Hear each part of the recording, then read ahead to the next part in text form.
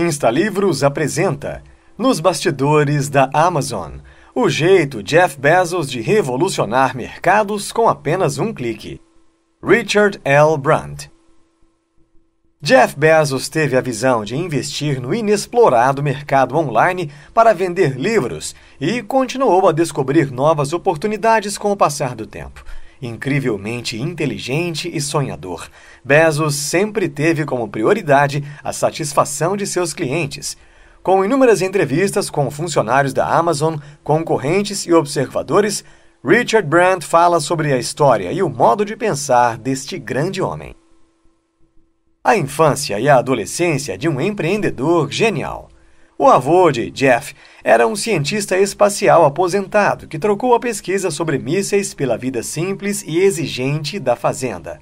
Jeff passou todos os verões no rancho até completar 16 anos. Com o tempo, ele aprendeu a limpar estábulos, a marcar e castrar gado, fazer encanamentos, entre outras tarefas da fazenda. Seus pais se divorciaram quando Jeff tinha apenas 18 meses, quando o pai abandonou a família. Felizmente, sua mãe foi muito mais bem-sucedida no segundo casamento. Miguel Bezos é o homem que Jeff considera como pai, pois foi quem o criou. Jeff era uma criança focada e extremamente inteligente. Sua família mudou-se para Houston logo que Jeff entrou no jardim de infância. Anos depois, seus pais o inscreveram no programa Vanguard para atrair crianças superdotadas, na River Oaks Elementary School. Foi na escola que teve seu primeiro contato com a informática. Jeff também era louco por leitura e adorava saber mais sobre Thomas Edison e Walt Disney, dois de seus heróis empresariais. Quando completou 13 anos, a família mudou-se para a Flórida e para Miami 18 meses mais tarde. O primeiro emprego de Jeff foi no McDonald's, na penúltima série do ensino médio. Ele conheceu Ursula Uschi Werner. Após terminarem o ensino médio, os dois decidiram que era hora de serem seus próprios patrões e davam aulas para crianças e adolescentes.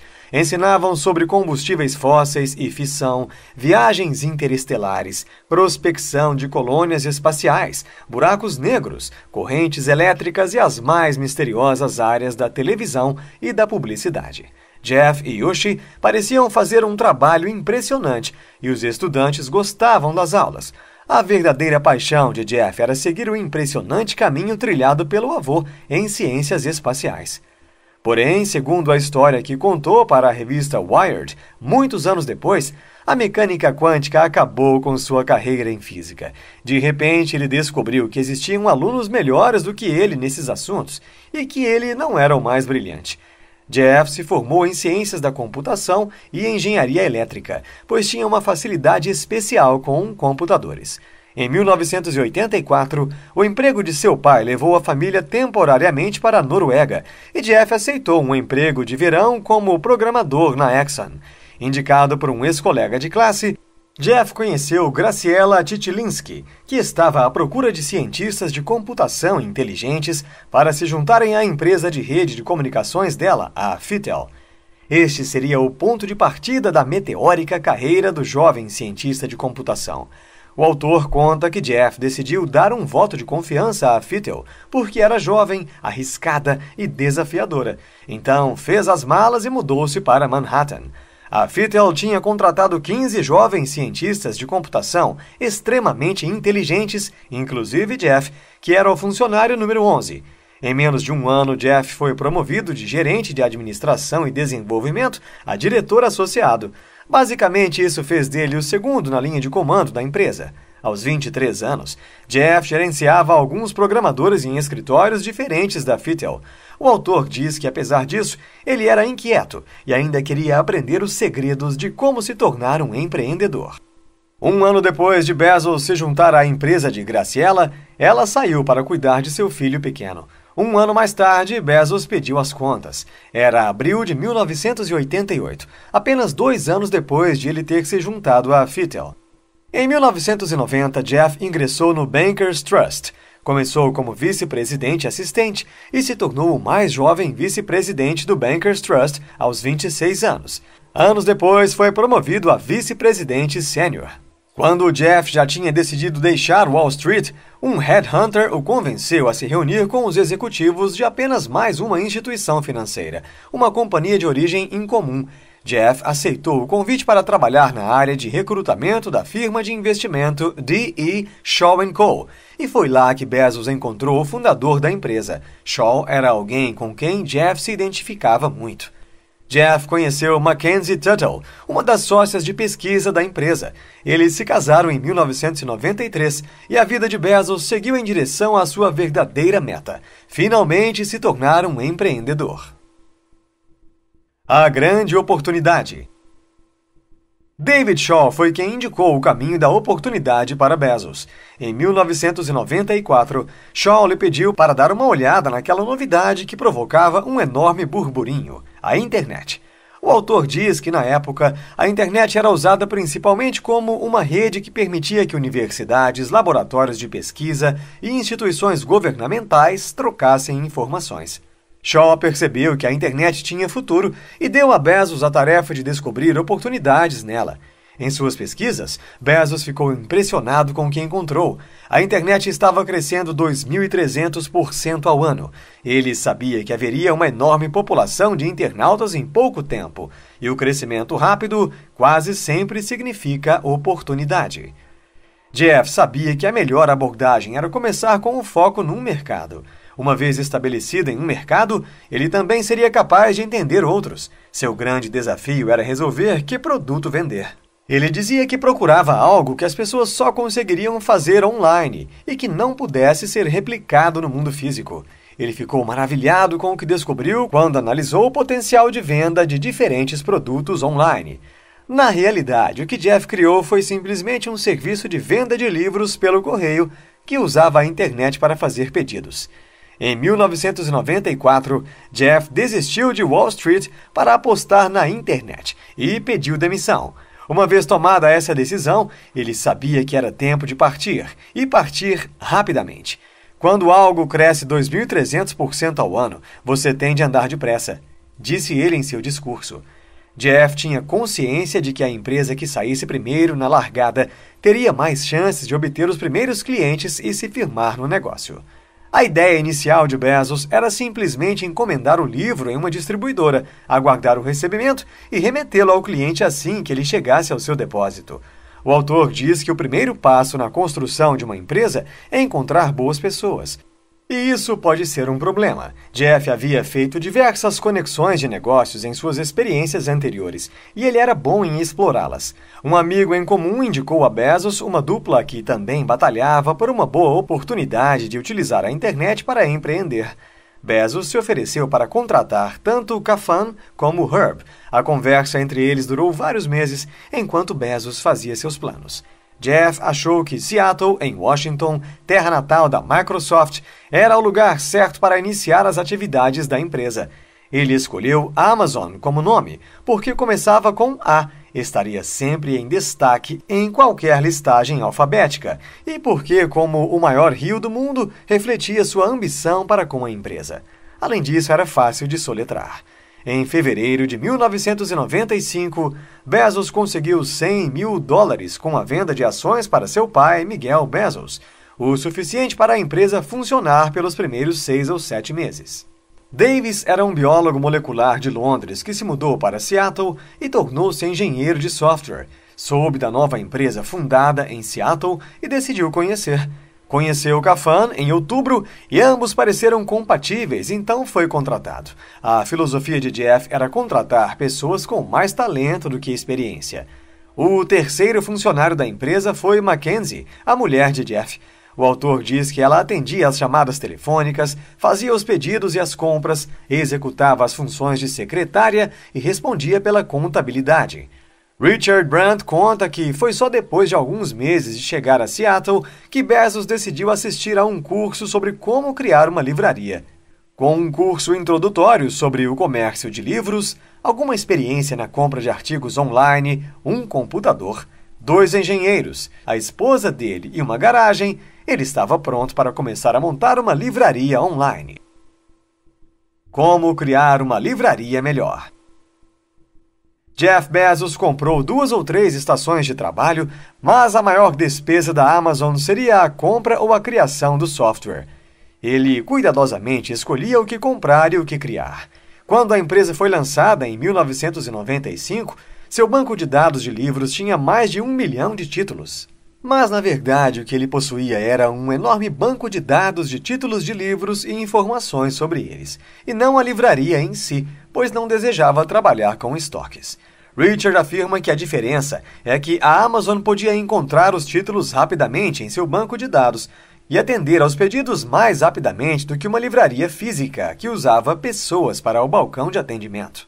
A Amazon tinha a preocupação em relação aos pagamentos, pois o comércio online era algo novo para todos. Mas o crescimento foi tão rápido que as pessoas se acostumaram a fazer pedidos diretamente pelo site, e isso não foi um grande problema como previam. Os livros eram encomendados primeiro para garantir que estivessem disponíveis. Só depois o cartão de crédito era cobrado. O sistema da Amazon ajudou a alcançar a meta de Bezos de criar uma boa experiência para os clientes. A equipe manteve o foco em priorizar mais as necessidades dos clientes do que no dinheiro que eles poderiam desembolsar. Bezos queria usar a tecnologia para fornecer um ótimo atendimento ao cliente. Essa filosofia resultou no que talvez seja o mais famoso programa de software patenteado pela Amazon, conhecido como o One Click Ordering, ou o pedido de um clique. Jeff Bezos estava disposto a fazer qualquer coisa para simplificar o processo de utilização do site, e pensou nisso antes do que qualquer outra pessoa. Bezos sabia que qualquer coisa online precisava ser simples em uma época em que as pessoas se tornavam completamente oprimidas por computadores e sistemas muito complicados. A patente de um clique, que era extremamente abrangente, gerou bastante confusão, deixando a concorrência furiosa. Bezos sempre se manteve alguns passos à frente de todos, patenteando e sempre tendo uma ótima e inovadora ideia para facilitar a vida de seus clientes. Richard diz que a Amazon foi lançada com a tecnologia mais avançada e com o design mais limpo possível no meio do ano, quando o acesso à internet cresceu várias vezes, chegando a 16 milhões de pessoas. Bezos tirou a empresa da garagem e se instalou em um bairro industrial de Seattle. Os pedidos começaram a chegar assim que o site foi lançado. O fato de Bezos ter conseguido estar online antes das grandes cadeias de livrarias foi uma enorme vantagem. Grande parte dos primeiros usuários da internet eram os famosos formadores de opinião da nova tecnologia. Os formadores de opinião descobriram a Amazon, gostaram e espalharam a notícia pela internet. O Yahoo colocou o site na lista e os pedidos dispararam. Até mesmo The Wall Street Journal publicou um artigo sobre a Amazon, e isso fez o movimento explodir. Richard diz que a Amazon não era apenas um site de vendas, tornou-se um site pioneiro de uma rede social de fãs de livros. O crescimento da Amazon foi gigantesco em seu primeiro ano, mas ainda era limitado pela escassez de caixa. Como muitas empresas novas, a Amazon perdia dinheiro. O foco de Bezos não era só manter o crescimento, que parecia vir tão facilmente, mas administrar a organização para torná-la rentável rapidamente. Diversos investidores aplicaram dinheiro e Bezos conseguiu levantar $981 mil. Para poder adicionar mais talento gerencial à empresa, Bezos colocou os maiores investidores como conselheiros da empresa.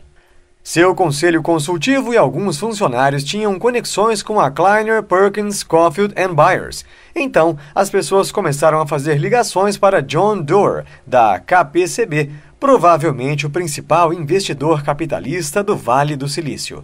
Depois de algumas jogadas importantes e negociações, a KPCB oferecia $8 milhões por 13% das ações da empresa, dando-lhe um valor de $60 milhões. Vamos ser grandes já! Bezos agora estava lidando com dinheiro de verdade. Com isso, sua estratégia mudou. Ele havia planejado tornar a empresa rentável rapidamente para que pudesse bancar as operações por conta própria ou atrair investidores sérios. Porém, fez isso sem lucros. Então, decidiu que deveria investir em mais pessoas, novas tecnologias e novas oportunidades de mercado. Richard diz que quem agarrasse primeiro a participação no mercado conquistaria a pole position e seria difícil de ultrapassar. A nova ordem era: vamos ser grandes já. Menos de 2 anos depois de inaugurar a empresa, Bezos ofereceu a Amazon ao público a $18 por ação, levantando outros $54 milhões e avaliando a empresa em $429 milhões. Um ano depois da oferta de ações, as ações da Amazon eram vendidas por $105 por ação, avaliando a empresa em $5 bilhões. A Amazon tinha se tornado o principal site de comércio da internet. O autor diz que as empresas.com, incapazes de alcançar rentabilidade, desmoronaram quando o mercado quebrou em 2000 e 2001, mas a Amazon se tornou a primeira empresa da internet a redefinir completamente uma indústria. Richard diz que mudar uma indústria exige muito mais do que uma grande ideia. Exige 1000 novas ideias, execução quase impecável e muita coragem. Assim que conseguiu garantir o financiamento do capital para o seu empreendimento, Bezos começou a adicionar recursos ao site e a contratar novas pessoas, além de investir fortemente em publicidade. Bezos contratava apenas os melhores e mantinha um ambiente de trabalho incomum. As pessoas até levavam seus cachorros, que perambulavam pelo prédio. Conforme a Amazon cresceu, passou a não depender mais das distribuidoras. Agora tinha seus próprios depósitos e centros de distribuição de alta tecnologia. Para financiar tudo isso, teve de continuar explorando o leque de ações da empresa negociadas publicamente, que continuavam em alta. Bezos estava pronto para assumir mais do que livros. Passou a vender CDs de músicas com o mesmo modelo que era usado para vender livros e não demorou muito para ir além da venda de CDs. Em 1998, Bezos fez mais 2 aquisições. Uma delas era a Planet All, que oferecia um sistema de calendários e agenda de endereços pela web. O segundo era o Junglee, um site de comparação de preços. O autor diz que com isso, Bezos demonstrava que oferecer um grande serviço aos clientes ainda era mais importante do que efetivar a própria venda. Em 1999, Jeff Bezos tinha transformado para sempre o negócio do varejo. Vendia 18 milhões de itens diferentes em seu site. Richard diz que ele tinha alcançado o topo da indústria que havia criado e parecia que ninguém poderia tocá-lo. Porém, ele continuava não gerando lucros. Quando a Amazon realizou sua teleconferência trimestral com os analistas, em junho de 1999, Wall Street estava menos impressionada do que de costume e as ações caíam rapidamente. Joseph Galley foi contratado por Bezos para endireitar as coisas. Em janeiro de 2000, ele teve que demitir 150 pessoas para começar a colocar a Amazon no caminho da rentabilidade. Contratou novos gestores, implementou orçamentos mais apertados, exigiu que todas as compras importantes fossem aprovadas pela alta direção. Galley se tornou o símbolo de transformação da Amazon. Richard conta que entre dezembro de 1999 e o final do ano 2000, as ações da Amazon perderam 90% de seu valor, recuando para cerca de $15 por ação. Wall Street começou a pedir para Bezos crescer e começar a dirigir a empresa como um negócio, não como um cassino. Bezos levou a crítica a sério, mudou seu discurso. Crescer rápido já era. Ele agora precisava trabalhar para gerar lucros. Ele também começou a dirigir a Amazon mais como uma empresa varejista do que como uma empresa.com. Fechou as linhas de negócios não rentáveis, cancelou os investimentos ruins, ampliou a redução de custos e passou a exigir orçamentos mais realistas. Em outubro de 2000, a Amazon começou a apresentar melhoras e Bezos provava que podia administrar um negócio rentável, pois manteve a expansão da empresa. Entretanto, o seu mais importante novo negócio só viria em 2007. Era uma nova peça de hardware desenvolvida exclusivamente para a Amazon, chamada Kindle. O Kindle e os próximos passos de Bezos. O CEO da maior livraria do mundo acredita que os livros tiveram uma bela carreira de 500 anos, mas agora chegou a hora de mudar. Produzir e distribuir livros eletrônicos é infinitamente mais barato do que fabricar e distribuir livros em papel.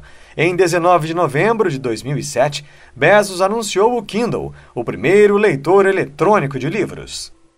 As primeiras versões dos livros eletrônicos tinham muitas falhas e algumas pessoas não gostaram do design do produto. Mas Bezos superou essas falhas fazendo como sempre fez, dando atenção aos detalhes.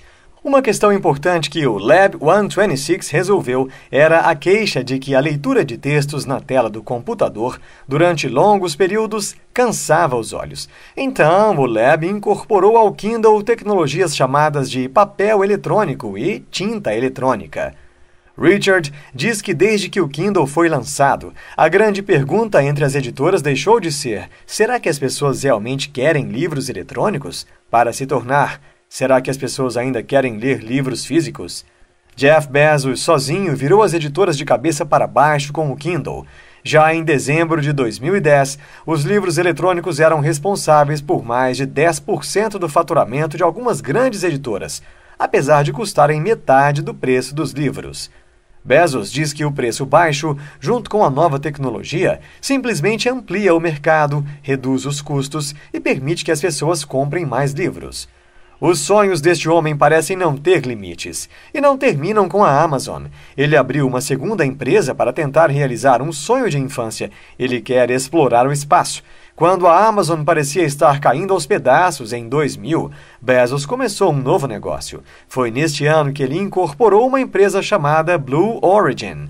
O projeto é levar passageiros ao espaço e colocá-los em órbita. Visa a tornar-se uma empresa comercial, dando aos turistas espaciais a chance de ver a Terra e as estrelas em órbita.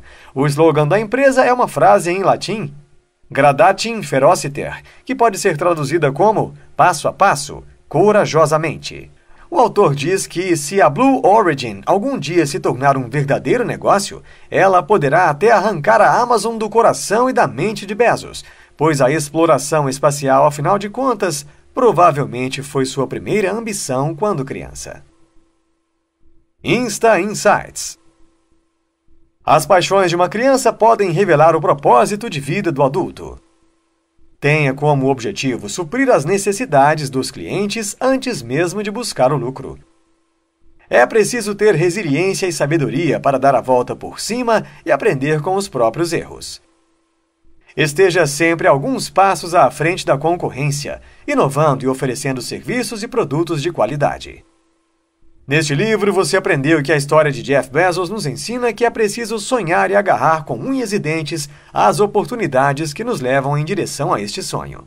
Bezos sempre quis empreender, soube aproveitar o momento e escolher o produto certo para trabalhar. A escolha de pessoas altamente capacitadas também foi um fator primordial para o sucesso da empresa.